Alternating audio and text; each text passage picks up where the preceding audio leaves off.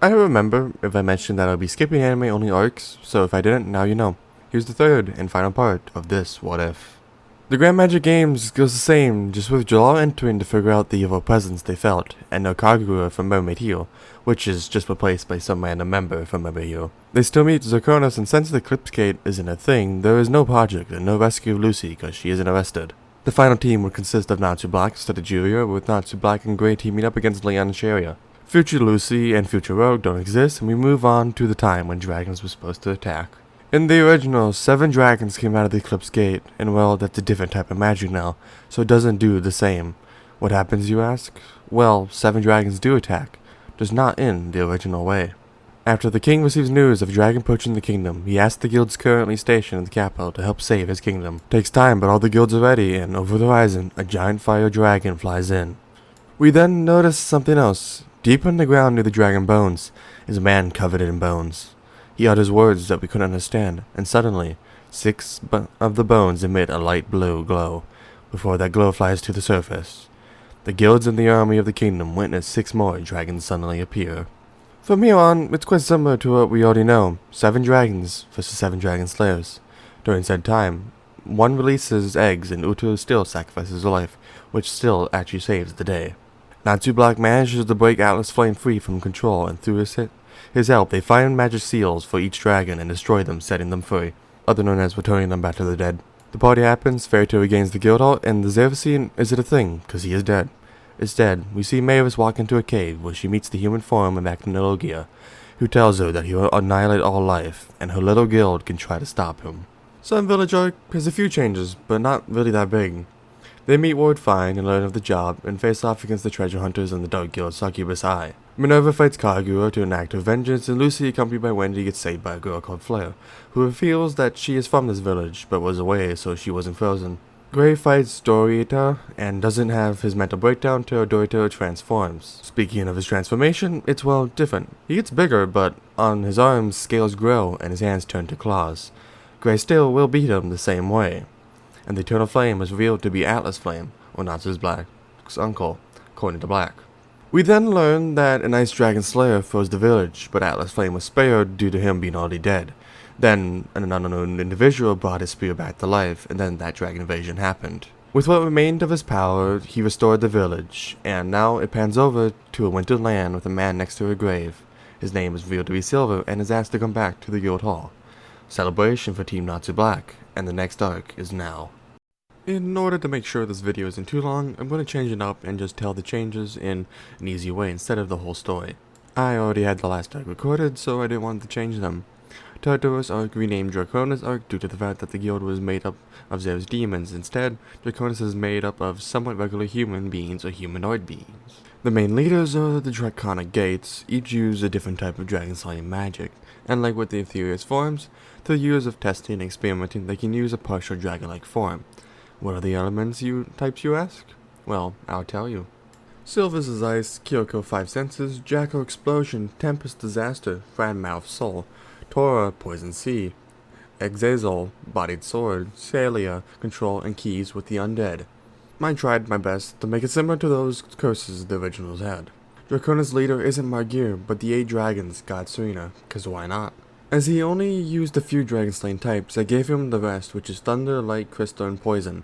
Draconis' goal is to slay Actinologia and rule the world as the only remaining dragons. God Serena may be odd, but in this one he knows that they don't stand a chance against Actinologia, unless they find and take the magical item, the Dragon's Cry.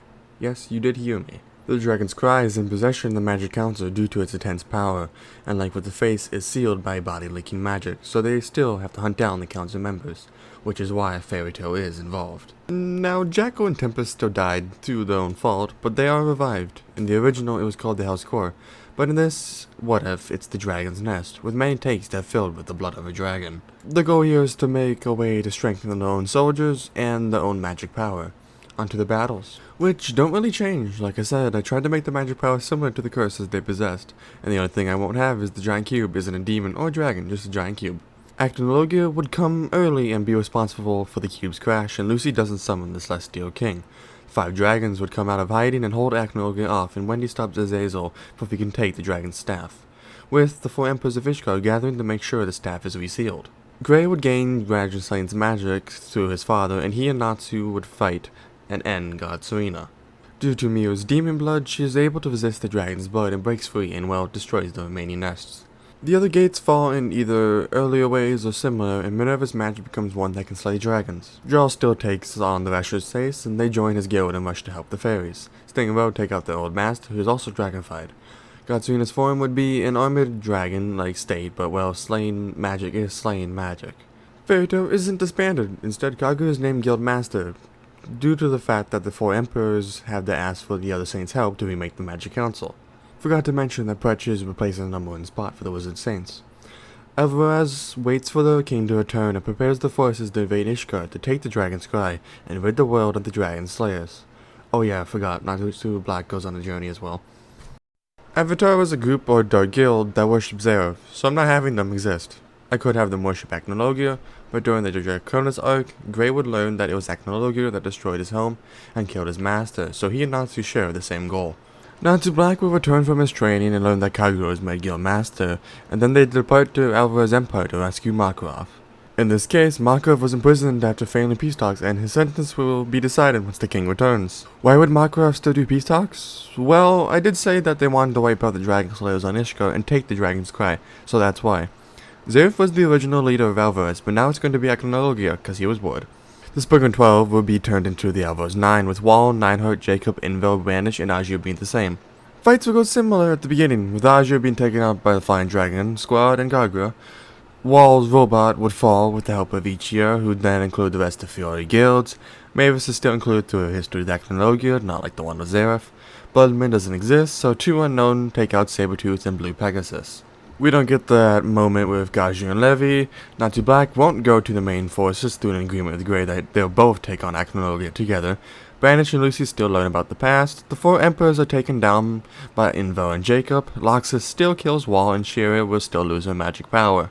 Even though Pretch is strong, I'd say each of the 9 is equal, so the 4 seals are broken due to Acnologia, and he gains the Dragon's Cry. Jacob goes to Fairytale to wipe it out, while Info stays with Acnologia, and well, we know what happens to Jacob.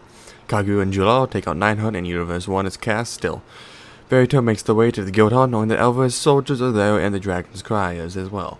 Miura would go on and face a woman with scarlet hair, but is cut down before she could try anything, with her sister Lozana, who would come and find her, and well, I'm leaving that one there. Gilded still would return to help out, and Grey beats Invo and helps take out Demaria. Brandish still survives her wound, cause her magic is broken, and no E&D Natsu, cause it's Natsu Black who is a human. In order to clear the path, former guild master Makarov, now council member, gives his life to fairy law, and takes out 70% of the Alvarez soldiers with him. To give Sting something to do, he takes Invoke Shadow and uses it to knock down Nineheart. 4 out of the 9 remain. Kagura and Wendy then join together and face off against Kagura's mother, Era, who is a character I just created.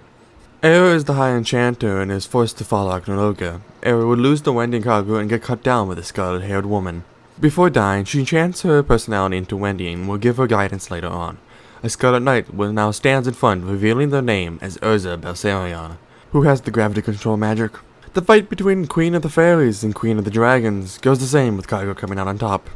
The remaining 9, being Jacob and Azure, will be defeated and Acnologia absorbs the Dragon Cry, initiating the final battle between him and his slayers. Which goes the same, with Natsu Black winning, cause Acnologia is one-handed, and they do have an 8th Dragon Slayer now. The 100-year quest would be next, but as it's after the time of Zeref, I'm going to just briefly say things about it. Mavis is still alive and watches over the guild. Mira and Makarov's funeral would take place, yes, Mira did die, and Kagura would request Gyarados to be mastered for now until she returns from the quest. That is all, and that is the end of this 3-part What If.